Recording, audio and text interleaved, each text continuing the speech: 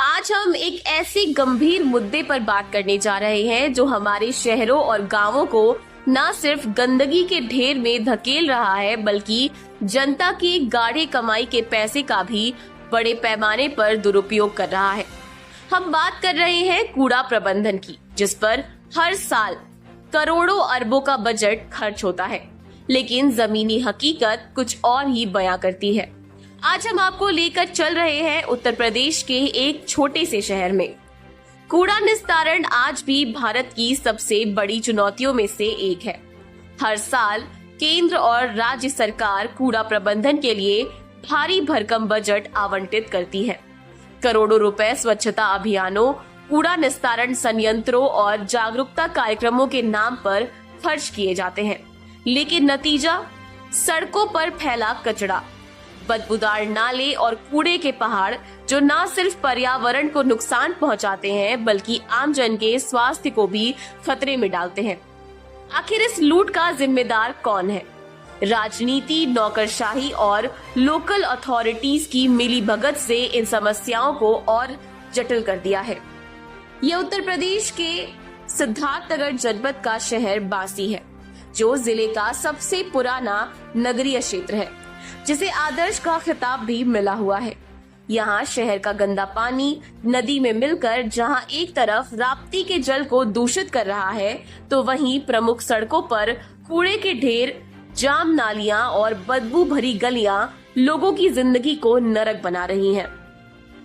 कूड़ा प्रबंधन के लिए संसाधन के नाम पर करोड़ों खर्च होने के बाद भी आखिर क्यों फेल हो रहा है बांसी का कूड़ा प्रबंधन? क्या यह सरकारी लापरवाही का नतीजा है या फिर जिम्मेदारों की जवाबदेही की कमी? आइए इसकी गहराई में जाते हैं और समस्या की जड़ तक पहुंचते हैं, जहां हमारे संवाददाता ग्राउंड जीरो से एक एक तस्वीरों को आप तक पहुंचा रहे हैं। उन तस्वीरों से हम आपको दिखाने का प्रयास करेंगे कि कैसे कूड़ा प्रबंधन के नाम पर लूट मची हुई है और जनता की गाढ़ी कमाई चंद लोगों की जेबें भर रहा है। ये देखिए, ये है कूड़ा प्रबंधन के नाम पर लूट की पहली कड़ी।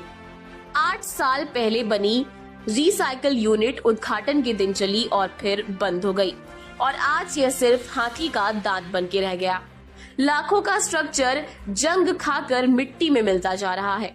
इस पर ताला जड़कर नगर पालिका ने अपनी चोरी और नाकामयाबी को छुपाने का प्रयास किया है। यह मटेरियल रिकवरी फैसिलिटी यानी MRF सेंटर है, जिसे 4 साल पहले बनाया गया था। यहाँ कर्मचारी नियुक्त हैं, मशीनें भी लगी हैं जिनसे कूड़े को छांटकर रिसाइकिल और डिस्पोज किया जा रहा है, जो मात्र कागजी आंकड़ों तक सीमित है। हकीकत में यहाँ भी खाना पूर्ति कर छोड़ दिया गया। मशीनें धूल फांक कर जाम हो चुकी हैं और कर्मचारियों का कोई अता पता नहीं। इसके डंपिंग ग्राउंड पर पड़ा कूड़े का अंबार महीनों से लगातार जलते हुए राख का ढेर बन रहा है। यही नहीं, जानकारी के मुताबिक इस यूनिट का स्टेब्लिश करने के लिए नगर पालिका द्वारा सर्किल और बाजार के भाव से अधिक दामों में इस जमीन का क्रय किया गया, जबकि राजस्व के अभिलेखों में नगरीय क्षेत्र में सैकड़ों एकड़ सरकारी जमीनें आज भी मौजूद हैं। चलिए कुछ आंकड़ों पर नजर डालते हैं। सिद्धार्थ जनपद के 60,000 आबादी वाले इस शहर में हर दिन 20 से 25 टन कूड़ा निकलता है, जिनको शहर की गलियों से उठाने के लिए 1.5 दर्जन गाड़ियां लगी हुई हैं। शहर की साफ सफाई सुनिश्चित करने के लिए 200 प्लस सफाई कर्मी नियुक्त है। करोड़ों की लागत से कूड़ा रिसाइकिल यूनिट और MRF सेंटर भी स्थापित है, और हर वर्ष कूड़ा प्रबंधन के नाम पर करोड़ों का खर्च। बावजूद इसके शहर से उठाया गया कूड़ा प्रमुख सड़कों के किनारे, शहर के नालों में और बाकी आग के हवाले। यदि हम तुलनात्मक बात करें तो देश के कुछ राज्यों ने कूड़ा प्रबंधन में बेहतर प्रदर्शन किया है। इंदौर जैसे शहरों ने स्वच्छता के मामले में नंबर 1 रैंकिंग हासिल की है। इन शहरों ने कूड़ा पृथक्करण और रिसाइकिल से सिर्फ स्वच्छता ही नहीं हासिल की है बल्कि कचरे से कमाई भी कर रहे हैं। लेकिन बांसी में यह योजना फेल क्यों हुई, जबकि कूड़ा प्रबंधन के नाम पर करोड़ों खर्च करके यूनिट लगाए गए? संसाधन जुटाए गए और लगातार खर्च किए जा रहे हैं। कहना ये चाहेंगे कि नगर पालिका नहीं, ये नरक पालिका है, लूट का अड्डा है। सैकड़ों बीघे ज़मीन होने के बाद भी हमारे सेंटर बनाने के लिए 4 बीघा ज़मीन इन्होंने खरीदा, जिसमें भी लूटपाट की गई। एक यहाँ माघ मेले में कोई रिसाइकलिंग सेंटर खोला गया था, उसमें हमको पता लगा कुछ दिन 2-4 दिन जो है कूड़ा लाइए, आलू ले जाइए, वो भी बंद हो गया। और हमने भी कई जगह देखा है कि लगातार कूड़ा डंप हो रहा और उसमें आग लगा करके जलाया जाता है। ये क्या कह सकते हैं, लूट का अड्डा है। तो यानी जो एमआरएफ सेंटर अगर पूरा इसी तरह जो है उसका निस्तारण करना था, जलाना या डंप करना, यहाँ वहाँ काट देना, तो फिर एमआरएफ सेंटर और रिसाइकिल यूनिट का कोई रिलेवेंसी है? नहीं, रिलेवेंसी कैसे होगी जब सिर्फ लूट के लिए ये सारे सेंटर बनाए गए। सिर्फ 2 दिन आलू कूड़ा दीजिए, आलू लीजिए, या एमआरएफ सेंटर बनाया गया।